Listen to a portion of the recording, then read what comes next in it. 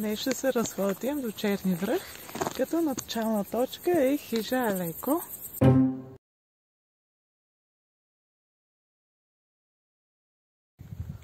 След живописната пътечка стигаме до разклона, където наляво е Черни връх, а надясно е Камендел.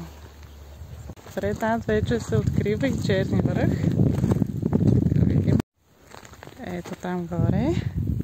Това е Черни връх. Ние ще минем по пътеката.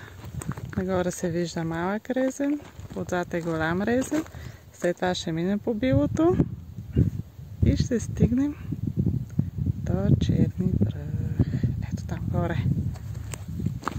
Има леко изкачване от тук към сетне.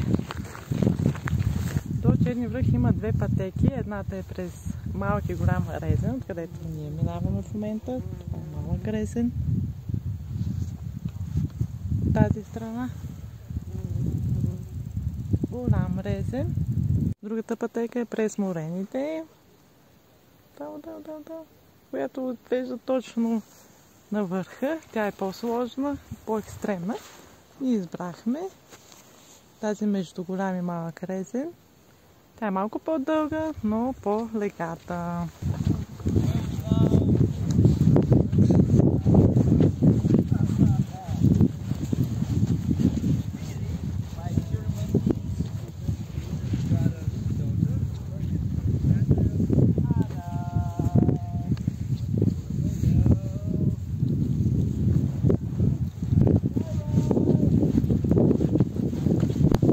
На самия връх се издига метеорологична станция, която събира данни вече повече от век. До нея е разположен и заслона Черни връх. Скромно, но уютно място, където туристите могат да се подслонят от вятър и студа.